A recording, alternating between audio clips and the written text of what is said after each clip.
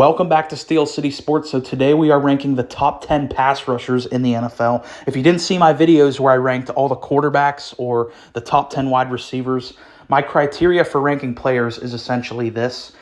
If I'm trying to win the Super Bowl next year, this is the order in which I would take these guys to be on my team. Obviously, one would be the guy I want the most, and then so on down the list. So it's based on right now, from a talent level, who do I think is the best, essentially? Because I think there's a couple different ways you can rank it, factor in potential or all that stuff. But this is just solely based on going into next year, the 10 best pass rushers in the league. Coming in at number 10, we have Aaron Donald, and you could definitely convince me that he shouldn't be on the list because he's definitely exited his prime. The past 2 seasons, he's put up a total of 14 sacks, which used to just be one regular season for Aaron Donald. We're used to him putting up like 15, 17, 20 sacks in one season. So the fact that he's only put up 14 in the last 2 years combined definitely shows me that he's exited his prime. He's still really good, though. 8 sacks last year. He's still a wrecking ball. And like I said, I might have put him on here just out of respect for the name. Like, he brings a lot of star power. I still think he's a really good pass rusher, but he's no longer like a top 3 guy like he was for so long in his career. Coming in at number 9, we have Aiden Hutchinson, who's coming off of an 11.5 sack season, being the leader, the heart and soul of that Detroit Lions defense that got to an NFC championship game.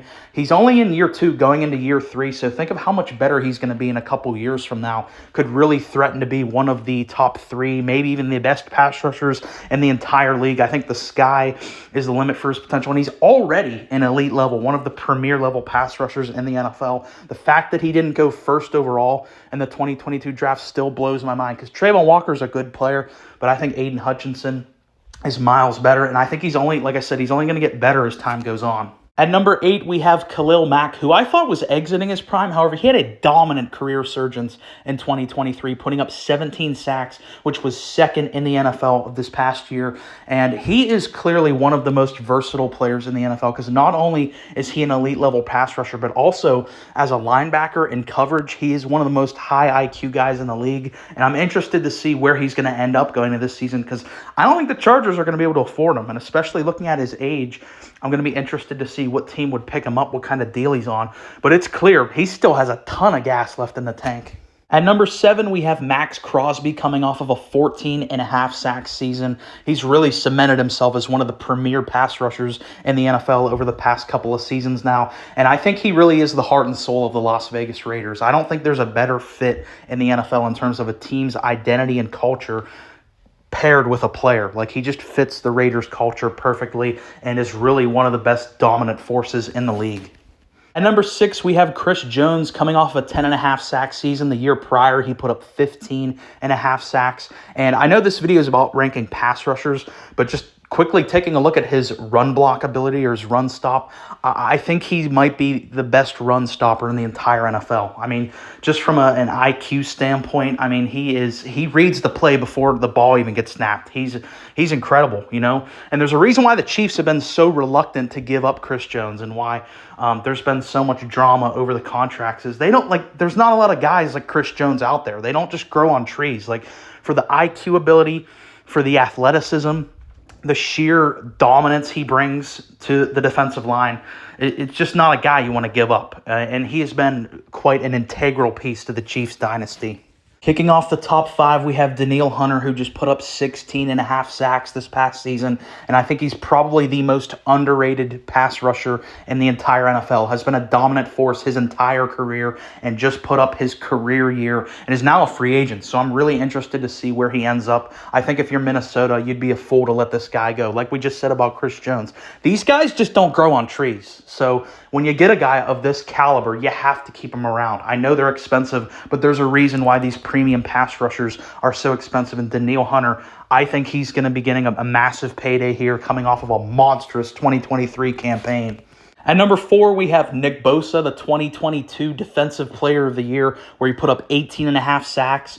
Then he went on to hold out this past offseason, which I think definitely led to him getting off to a slow start. He did put up 10 and a half sacks this year, which is a bit of a disappointment after you gave him that massive contract. But I think going forward, now that he's paid, you're not going to have the drama in the offseason. He is one of the premium pass rushers in the NFL. I mean, just a year ago, I had him rated as the best defensive player in the NFL. And like I said, I don't think you're going to have that rust. I don't think he's going to get off to a slow start next season. So I think he expect another monstrous season from Nick Bosa. I think he's one of the most unguardable players at the position in the league. At number 3, we have Micah Parsons coming off of a 14-sack season. And there's a reason why he draws Lawrence Taylor comparisons. There are given Sundays where he looks like the best defensive player in football. The only reason he's not is because his consistency. He can disappear sometimes. He does struggle with the game-to-game consistency. But when he's on, he is sheerly one of the most dominant players.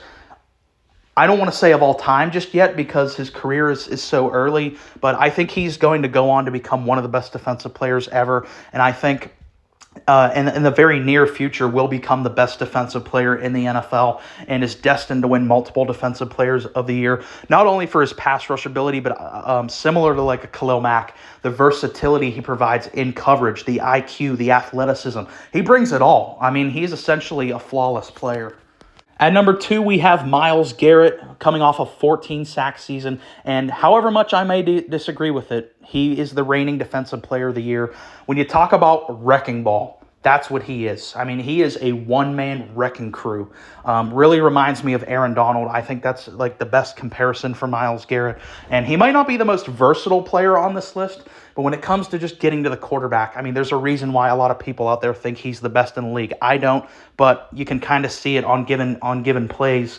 And another impressive thing about him, like we did a video about a week ago where I ranked the past 10 number 1 overall picks, and a lot of them were either like they struggled early or it took them a while to get started. Myles Garrett walked into the NFL as like a borderline all-pro player and has only added to that, has been a multi-time all-pro player, just one Defensive Player of the Year. And like I said, I think his best comparison is prime Aaron Donald, where he's just a one-man force. He's getting to the quarterback. Even if you double team him, it's not going to stop him.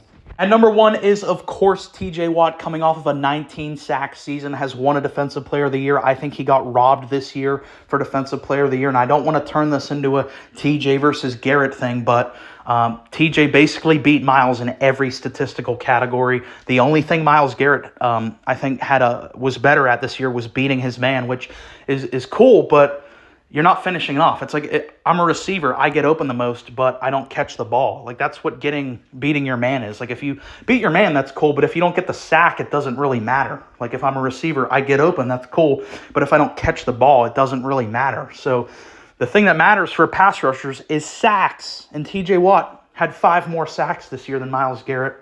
And I just don't think there's a more important player, non-quarterback player in the NFL right now than T.J. Watt, just for his sheer ability to change the outcome of given games. Like not only even as a pass rusher, but his ability, like the strip sacks, the interceptions, even in coverage, he's really good. So I think he's really separated as the best defensive player in football right now. I think he really is starting to get on that Lawrence Taylor level himself. So that has been my list of the top 10 pass rushers in the NFL. Definitely let me know your list down in the comments.